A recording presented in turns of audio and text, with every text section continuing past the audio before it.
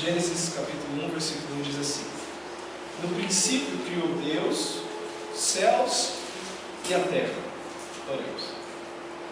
Pai, obrigado pela manhã da Escola Bíblica Dominical, pelo ensinamento que o Senhor nos trouxe em todas as salas. Pedimos que o Senhor nos aperfeiçoe na Tua vontade, que de fato não fique nos nossos lábios que a Sua vontade é boa, agradável e perfeita, mas no nosso dia a dia nós possamos dizer vividamente que experimentamos a Sua boa, agradável e perfeita vontade em nossas vidas. Instrua-nos, guia-nos na Tua palavra, que o Teu Espírito ilumine o nosso entendimento, Deus, e que Cristo mais uma vez seja visto como grande diante de nós, para a glória do Teu nome, e em nome de Cristo nós oramos e Te agradecemos. Amém. Vamos lembrar o que foi falado semana passada, né? Duas maneiras bem fáceis de dividir o livro do Gênesis, para você poder compreender. Primeira parte, 4 grandes eventos. Quem lembra? Os 4 primeiros grandes eventos. A primeira parte dessa divisão do livro de Gênesis, bem enfatizados: criação, queda, dilúvio e Babel. Basicamente isso. Para você entender o livro do Gênesis, a primeira parte é isso. 4 grandes eventos. Nós temos a criação, Gênesis 1, 2. Nós temos a queda, no capítulo 3. Nós temos o julgamento, dilúvio, e depois julgamento das nações. Dilúvio, Gênesis 4 a 9. Depois, Gênesis 10 a 11, nós temos o julgamento das nações. Então essa é a primeira parte. Você está lendo o livro do Gênesis e quer entender o que Moisés tem em mente ali e fazer essa compilação nessa determinada ordem. Pense nisso. 4 grandes eventos. Depois, nós temos 4 grandes personagens. Quem são? Abraão primeiro. Já está proibido de falar. Abraão, Jacó, Isaac, José. Muito bem. Abraão, depois nós temos o seu filho Isaac, depois nós temos Jacó, e depois nós temos José. Ainda a título de introdução, temos essas 3 etapas aí. O que nós temos que lidar primeiramente a partir para o livro de Gênesis?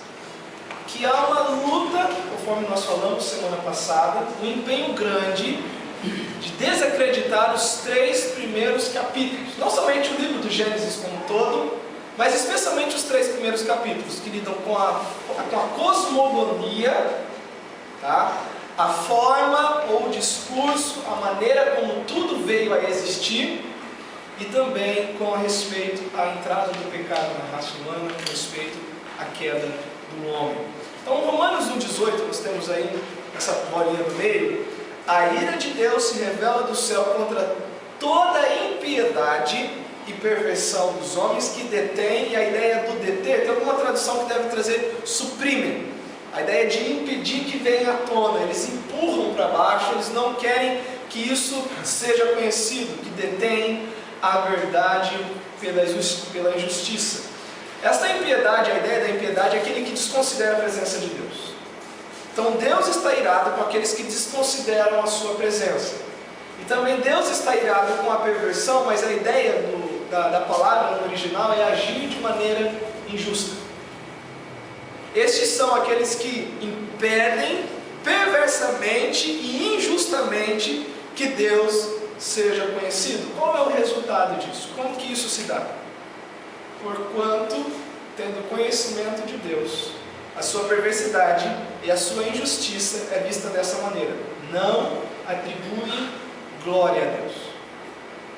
Olhem para tudo que está criado e, ao invés de reconhecerem a mão do Criador, eles põem as mais absurdas ideias, menos de que Deus as fez. Não glorificaram como Deus, nem lhe deram graças. Não são devotos no sentido: tudo vem de Ti, Senhor, e portanto o Senhor é digno de receber toda a atenção, todo o louvor, toda a dedicação das nossas vidas. E também não convivem, ou não vivem com aquele senso de muito obrigado. Obrigado, Senhor. Se eu estou aqui hoje, é por causa do Senhor. Muito obrigado. Não são gratos a Deus. Qual é o resultado dessa impiedade e perversão em nossos dias? Vamos para Romanos 1, 21 e 22. Romanos capítulo 1, versículos 21 e 22. Eles suprimem, eles detêm com a injustiça e com a perversidade dos seus corações a verdade. E a verdade é que existe um Criador. No princípio criou Deus os céus e a terra. Então 1, 21 e 22 de Romanos capítulo 1 diz assim: porquanto, tendo conhecimento de Deus, não o glorificaram como Deus, nem lhe deram graças, antes se tornaram nulos em seus próprios raciocínios, obscurecendo-lhes o coração insensato, e culcando-se por sábios, tornaram-se loucos. Então, olha o resultado disso. Primeiro, eles se tornaram nulos em seus próprios raciocínios e inúteis na sua forma de pensar a respeito da criação, a respeito das coisas espirituais, a respeito das coisas de Deus. Essa anulação da mente deles, eu não estou falando da inatividade de pensamentos, mas estou dizendo da produtividade que traz glória a Deus. Eles são nulos e, por consequência, o coração deles é um coração insensato. O que passa na mente é visto nas emoções. Se eu não me engano, a nossa vontade é produto do que pensamos e sentimos. É psicóloga, né? Correto? Então tá bom. Se não há nada de Deus na mente, não há nenhum tipo de afeição, não há nenhum tipo de emoção para com a pessoa de Deus, e por causa disso não há nenhum tipo de disposição coletiva, não há nenhum tipo de vontade para com a pessoa de Deus. Ao excluírem Deus das suas mentes, eles excluem Deus das suas emoções e excluem Deus das suas atitudes. Isso porque eles detêm a verdade pela justiça. Eles não dão o que é de direito a Deus e, pelo contrário, eles desconsideram a Deus, e o resultado disso é que a mente deles é inútil. Não somente isso, mas o coração deles também é um coração insensato. Da outra parte também é dito no texto que, inculcando-se por sábios, ainda voltando para a parte da razão, do intelecto, pensando atingir um grau de sabedoria, de conhecimento, né? Aquelas pessoas que avançam nos estudos com o simples intuito de querer descreditar ou acabar com a fé de pessoas, e culcando-se por sábios, o texto diz que eles se tornaram loucos. Faltou o oi. Não é loucos, não, é loucos. Tornaram-se loucos. Essa é o quadro que nós temos da situação do homem com respeito a Deus. Irmãos, vale lembrar que não é um problema de intelectualidade que os homens sofrem. Nós temos sim dito que é nulo seus raciocínios, eles se passam por sábios, mas são loucos aos olhos de Deus. Não é um problema de entendimento só, mas é um problema moral. Não é que o homem não quer assimilar intelectualmente que existe uma divindade, que existe um Criador e que nós temos uma certa responsabilidade com esse Criador. Não é um problema de entender essa verdade. O problema é que eles moralmente não aceitam isso porque não querem se sujeitar e não querem se ver, não vou dizer obrigados, mas não se querem ver na situação de terem que prestar contas a esse Criador. Eles não querem se submeter a Deus. Não é que as suas ideias não querem se submeter, todo o ser deles não querem se dobrar a Deus. O resultado disso é que o livro do Gênesis é visto como um mito. As pessoas, você está falando daquele mito, da visão judaica da criação, assim como tem a visão hinduísta, a visão islâmica, a visão de todas as demais religiões. Então eles enquadram o livro do Gênesis no mito. O produto desta combinação insana é que os homens tentam deter a verdade de que existe um Criador, dizendo que os 3 primeiros capítulos de Gênesis não passam de um mito. Eu digo isso que é normal a gente ouvir isso na esfera acadêmica.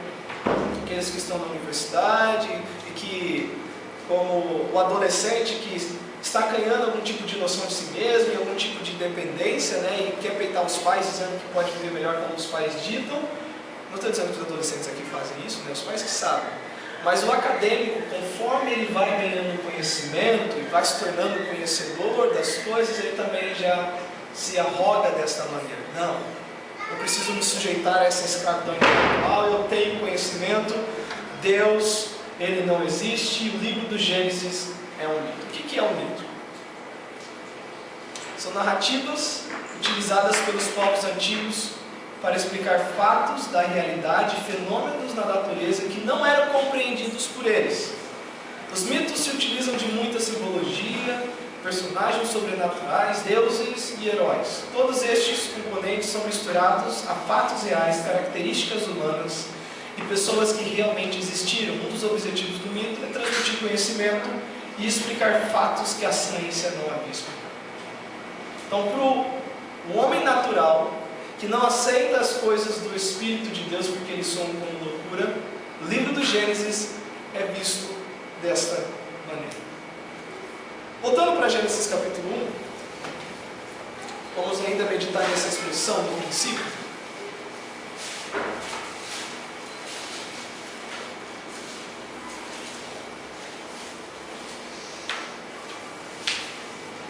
Quantos dos pais aqui já receberam aquelas perguntas bombásticas dos filhos, pequenininhos, sobre Deus? Pai, quem criou Deus? Mãe, de onde Deus veio? Como Deus é? E por aí vai. Quando nós falamos no princípio, nós não estamos dizendo que é um princípio para Deus, que é o início da existência da pessoa de Deus, ou que é o início da história que alguém criou sobre Deus. Deus não teve princípio, Deus não terá fim. Algumas coisas que nós vamos ver aqui, pelo menos 3. Deus, ele é autossuficiente. Deus, ele não teve princípio porque ele é autossuficiente, ou seja, ele não recebeu a sua vida de outra fonte externa. Ele existe por si mesmo, por isso ele é a vida e a fonte de toda a vida. Não foi dado a Deus, porque se fosse dado a Deus, o que deu a Deus seria Deus. Nós vamos seguir a lógica. Então cabe a nós, por revelação das Escrituras, por revelação do próprio Deus, por intermédio da fé, aceitarmos a verdade do que Deus revela de si mesmo, que ele é autossuficiente. Ele não recebeu de ninguém, pelo contrário, ele é o doador a todos. O texto que nós vamos ler é João 5,26. Evangelho de João, capítulo 5, versículo 26.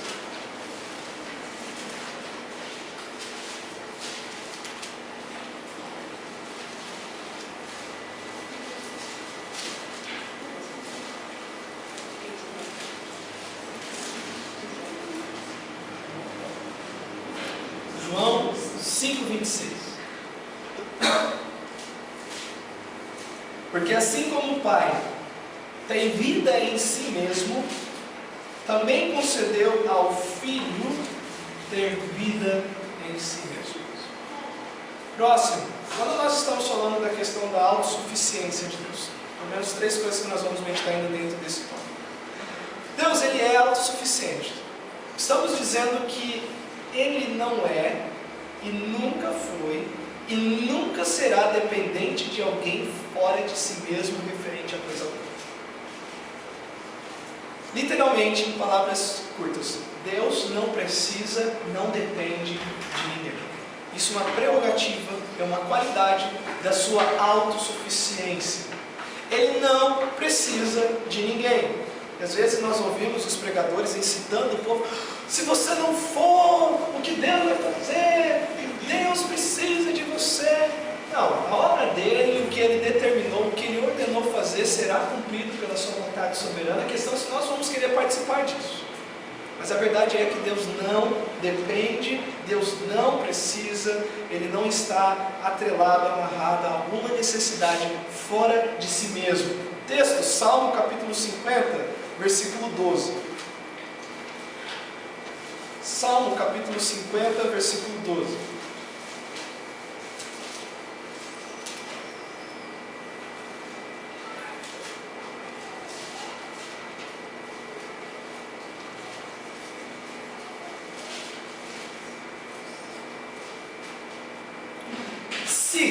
É uma hipótese, tá? Uma condição hipotética que Deus está trazendo ao texto.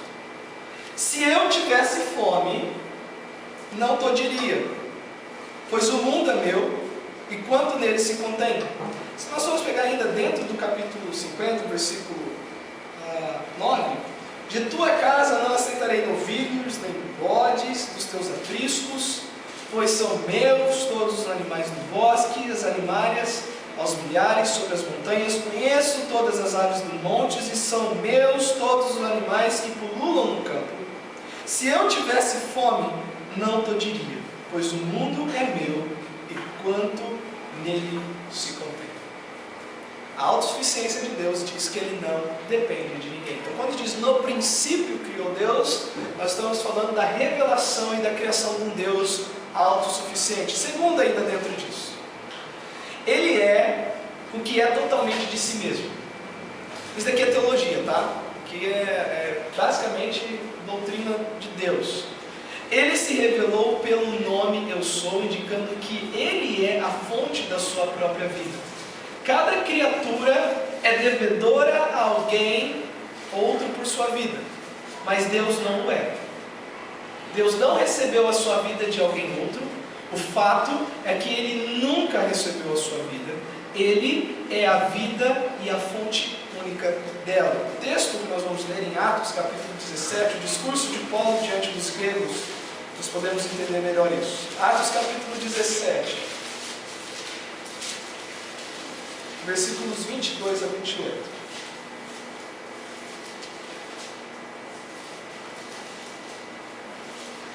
Quando ele chega no Areópago, e há um altar levantado a Deus desconhecido, ele usa aquela situação, conhecendo a história daquele altar, para introduzir a pessoa de Cristo. Olha o que diz, Atos 17, 22 a 21. Então Paulo, levantando-se no meio do Areópago, disse: Senhores atenienses, em tudo vos vejo acentuadamente religiosos. Porque passando e observando os objetos de vosso culto, encontrei também um altar no qual está inscrito: ao Deus desconhecido. Pois esse que adorais sem conhecer é precisamente aquele que eu vos anuncio, o Deus que fez o mundo e tudo o que nele existe, sendo Ele Senhor do céu e da terra, não habita em santuários feitos por mãos, nem é servido por mãos humanas, como se de alguma coisa precisasse, pois Ele mesmo é quem a todos dá vida, respiração e tudo mais. De um só, falando de Adão, fez toda a raça humana para habitar sobre a face da terra, havendo fixados os tempos previamente estabelecidos e os limites da sua habitação, para buscarem a Deus, se porventura tateando possam achar, bem que não está longe de cada um de nós.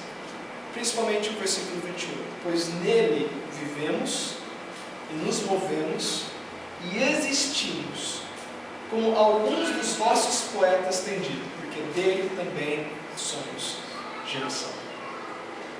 Nós somos devedores a Deus. Deus não é devedor a ninguém, mas nós somos devedores a Deus porque Ele nos doou vida. Ainda dentro desse assunto, a autossuficiência diz que Deus não precisa de nada de ninguém, que nós temos visto agora. Mas isso em todos os sentidos Ele é perfeito, não lhe falta nada.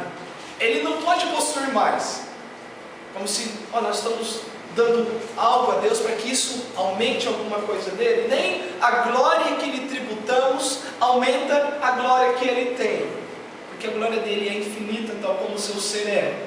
Ele não pode possuir mais, portanto este atributo afirma a sua perfeição.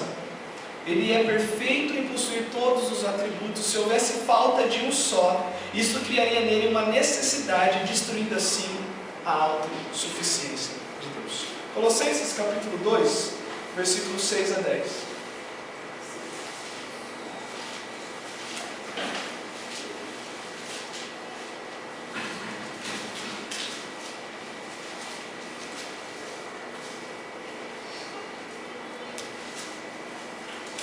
Primeiro que nós estamos vendo dentro desse princípio, que não é um princípio para Deus, porque Ele é autossuficiente. Ele tem vida em si mesmo, Ele não deve nada a ninguém, E Ele é doador da vida, de tudo que há para todos que existem.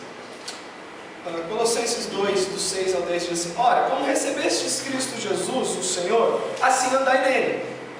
Nele radicados e edificados e confirmados na fé, tal como fostes instruídos, crescendo em ações de graça. Lembra os homens que não rendem graças a Deus, mas os cristãos, conforme vão crescendo em Cristo, mais lhe rendem graças. Cuidado que ninguém nos venha enredar com sua vã filosofia e vãs sutilezas, conforme a tradição dos homens, conforme os rudimentos do mundo, e não segundo Cristo. Lembra a questão da autossuficiência, versículo 9. Porquanto nele, Cristo, habita corporalmente toda a plenitude da divindade. Também nele estáis aperfeiçoados. Ele é o cabeça de todo o princípio e potestade. Por último, Deus é eterno. Não é um princípio para Deus, não é um princípio da existência de Deus porque Ele é autossuficiente, também porque Ele é eterno. Ou seja, Deus nunca teve início e nunca terá fim. Deus sempre é, ou Deus sempre existe. Como nós havíamos dito semana passada, não é correto dizer Deus sempre existiu, porque implica que Ele não existe mais. Então nós falamos tal como Ele é. Deus sempre é e Deus sempre existe. Vou pedir para que o Gleidson leia Gênesis 21, 33, Vinícius leia Salmo 90, versículo 2, e o Carlos Severino, Isaías 40, 28. Gleidson, Gênesis 21, 33, Vinícius, Salmo 90, versículo 2, e o Carlos Severino, Isaías 40, versículo 28. Deus nunca teve início, Deus nunca terá fim. Gênesis 21, 33, por favor. Plantou Abraão tamargueiras em Berseba e invocou ali o nome do Senhor, Deus eterno. Deus eterno. Salmo, capítulo 90, versículo 2. Antes que os montes nascessem, porque tu formasses a terra e o mundo, mesmo de eternidade a eternidade, tu és o Deus. Isaías 40, 28. Será que você não sabe? Nunca ouviu falar? O Senhor é Deus eterno, o Criador de toda a terra. Ele não se cansa nem fica exausto. Sua sabedoria é insondável. Como que isso entra na nossa cabeça? Como que a eternidade entra na nossa cabeça? Lá em Eclesiastes diz que Deus colocou o que no coração do homem? A eternidade. Não entra, já está. É por isso que a consciência do homem sempre o acusa de que realmente existe Deus, conforme Romanos 2. Deus, Ele é autossuficiente. Deus, Ele é eterno. No princípio, não é um princípio para a pessoa de Deus, mas é um princípio que Deus criou todas as coisas. Então, o que nós podemos tirar disso? Hoje pode ser o princípio de um propósito em se preparar para responder adequadamente a todo aquele que pedir razão da esperança que é isso. Lembra que eu disse que o livro do Gênesis requer apologetas, defensores da fé, e é aí uma das áreas que talvez você nunca parou para pensar, ou nunca se interessou, nunca viu, será que eu... Mas você pode defender o que você crê? Se você for questionado, se você for inquirido, se as bases da nossa fé forem questionadas, você está seguro de responder a cada um daqueles que se levantarem contra Deus? Não é que Deus precisa de advogado, não é isso. Mas lá em 1 de Pedro, capítulo 3, versículo 15, vamos ler. Quando Pedro está falando dos cristãos e da perseguição que eles estão sofrendo, e da forma como o mundo haverá de agir com eles, Pedro, ele exorta e estimula os cristãos a santificar a Cristo, a separar a Cristo, a dedicar um espaço, um tempo, uma dedicação à pessoa de Cristo para respondermos bem a todo e qualquer pessoa que pede razão da esperança que há em nós. 1 de Pedro 3,15 diz assim: eu não vou dizer que não é que há pessoas não qualificadas para isso, mas é que falta interesse para isso. Pessoas interessadas em defender a fé. Pessoas interessadas em conhecer tão bem a Deus e tão bem as obras de Deus, e como Ele faz, e o que Ele é, e quem Ele é, e como Ele age, para que no momento em que haja qualquer tipo de ataque, ou qualquer levante altivo contra o conhecimento da pessoa de Deus, você possa estar lá bem preparado para responder. Não é bem assim que as coisas são. 1 de Pedro 3,15 diz: antes santificai a Cristo. Vamos ler o versículo 14, versículo 13 também. Ora, quem é que vos há de maltratar se fordes zelosos do que é bom? Mas ainda que venhais a sofrer por causa da justiça, bem-aventurados sois. Ou seja, se você, jovem, adolescente que na escola, venha sofrer algum tipo de perseguição porque é justo dar a Deus o título de Criador, você pode sofrer por causa disso. Você pode sofrer represália, você pode sofrer algum tipo de ostracismo, né? Ser deixado de lado porque, ali, um tapado, aquele ali é um crente, aquele ali crê que todas as coisas vieram a existir porque acha que existe um Criador. Isso é sofrer por causa da justiça, porque é justo render a Deus a categoria, ou título, ou a posição que lhe é devida, Criador. Então, se vier sofrer, mas ainda que vier sofrer por causa da justiça, felizes, bem-aventurados sois. Não vos amedronteis, portanto, com as suas ameaças, nem fiqueis alarmados. Antes, santificai a Cristo, separai a Cristo, dedique-se a Cristo como Senhor em vosso coração. Como que você santifica a Cristo? Resposta: estando sempre preparados para responder a todo aquele que vos pedir razão. Não é fé. Por que você crê? Não, eu quero entender por que você entende dessa maneira. Pedir razão da esperança que há em vós. Segunda coisa, pode ser um início hoje, um princípio na sua vida de se dedicar para isso, em conhecer bem a Deus, em manusear bem a palavra da verdade, né? Portanto, apresentai-vos como obreiro de Deus, que não se envergonhem, mas que manejam bem, repartem bem a palavra da verdade. Então, às vezes a gente gasta tanto tempo lá, vendo coisas inúteis no YouTube, ou trocando o canal da TV. Vá pesquisar sobre criacionismo, vá pesquisar como as galáxias funcionam, a gravidade, todas essas coisas, a perfeição milimétrica da ação de Deus na criação. Segundo, hoje pode ser início de uma real noção do quanto dependemos deste Deus que não depende de ninguém nem de nada. Talvez você esteja, eu tenho lutado para ser um bom defensor da fé cristã, mas temos dependido de Deus? Lembra, nós estamos falando de alguém que não depende de ninguém. Nós estamos falando de alguém que existe por todo sempre. Nós estamos falando de alguém que é doador da vida. Nós dependemos deste Deus, mas na prática nós vivemos esta verdade. Eu digo com meus lábios, Deus é grande, existe um Deus maravilhoso, mas no meu dia a dia eu vivo como se Deus fosse menor que uma formiga na minha vida, como se Ele não pudesse fazer nada por mim, como se eu não pudesse levantar a voz para Ele, porque Ele não vai fazer nada por mim, porque de qualquer maneira os problemas são maiores que o Deus que eu conheço. Hoje pode ser o princípio de uma real noção do quanto dependemos deste Deus que não depende de ninguém e nem de nada.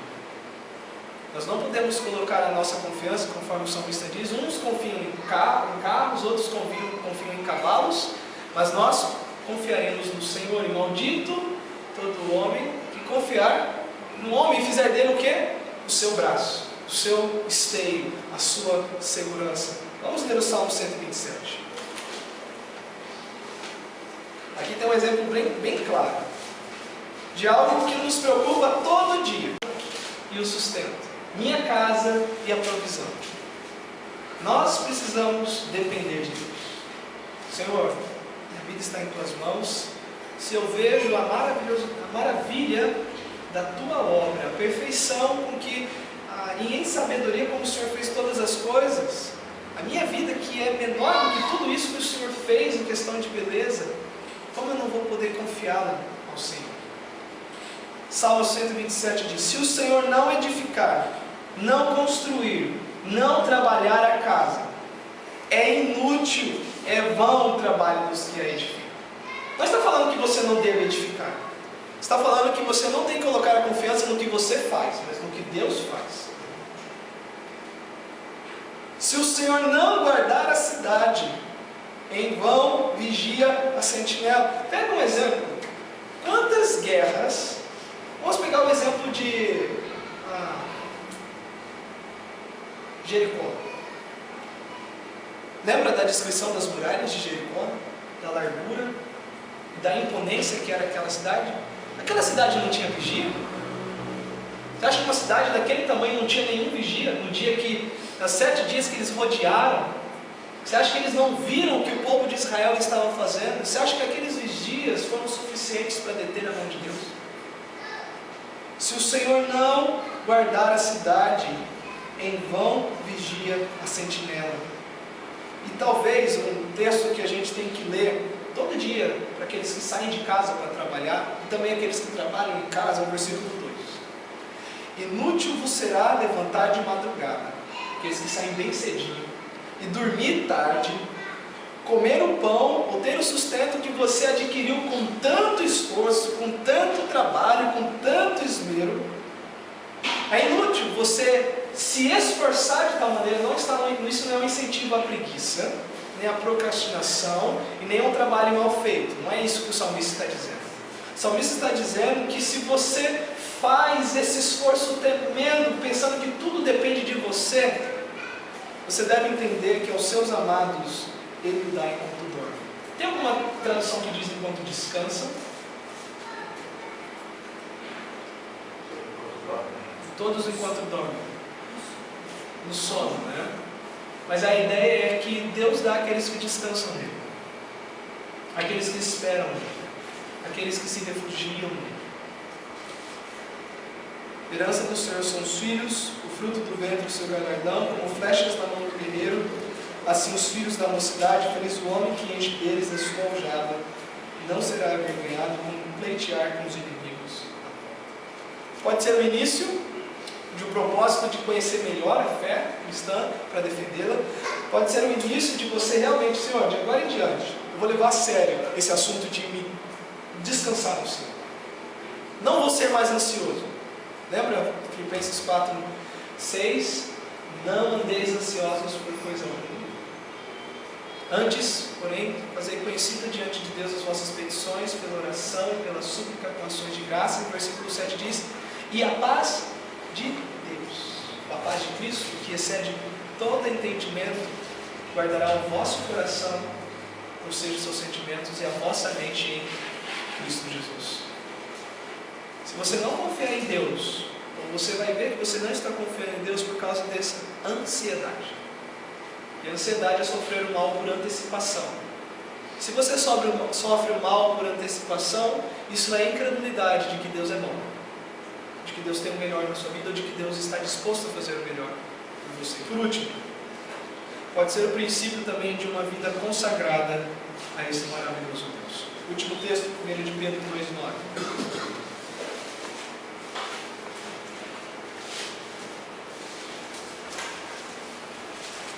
Você ainda não consagrou-se a Deus, você ainda não assumiu essa ideia de que, Senhor, eu estou separando a minha vida para Ti. Não é que você tem que separar para ir para os seminários, Deus te chamar bem, mas de que, Senhor, visto que o Senhor é tudo isso que nós estamos vendo, por que não me consagrar a Ti? Por que não me dedicar ao Senhor? 1 de Pedro 2:9 diz: vós, porém, sois raça eleita, sacerdócio real, nação santa, povo de propriedade exclusiva de Deus, a fim de proclamardes as virtudes, e uma das virtudes é que Ele é autossuficiente, de que Ele é eterno, de que Ele é Criador. As virtudes daquele que vos chamou das trevas para a sua maravilhosa luz. Vós sim, que antes não erais povo, mas agora sois povo de Deus, que não tinhais alcançado misericórdia, mas agora alcançastes misericórdia. Deus, nós não queremos ser ímpios nem perversos, mas queremos agir com justiça. Por isso declaramos que Tu és Criador. Não que o Senhor depende dessa nossa declaração para ter tal posição, mas é porque é algo que agrada ao Senhor andarmos na justiça que o Senhor quer que nós andemos, e por isso reconhecemos a Tua mão em tudo que existe. Mas também reconhecemos que o Senhor não depende de ninguém, e que nós dependemos do Senhor, que o fôlego que sustenta a nossa vida nesse exato momento vem de Ti, e no momento que aprover o Senhor retirará de nós. Mas, enquanto nós o temos, dá-nos a graça de aproveitarmos cada momento dessa vida para a Tua glória, para o engrandecimento do Teu nome, para que a nossa alegria no Senhor seja completa. E que o Senhor nos capacite a defender a fé da maneira como convém. Assim como Paulo, diante dos reis, diante de várias pessoas, defendeu cabalmente a convicção e em quem ele tem crido, e não somente no que, mas em quem, assim também nós, ó Deus, que a todo tempo somos indagados, a todo tempo somos desafiados, ó Deus, por este mundo perverso, que possamos estar aptos a falar bem, a bem dizer o Senhor, e a defender a fé e a pessoa do Senhor. Mas também o Senhor nos ajude a nos inclinarmos a Ti, a dependermos do Senhor, principalmente nos consagrarmos a Ti, nos dedicarmos a Ti. Tu leves cada um debaixo da Tua proteção. Em nome de Cristo nós oramos e Te agradecemos. Amém. Deus abençoe e até a noite, assim o Senhor.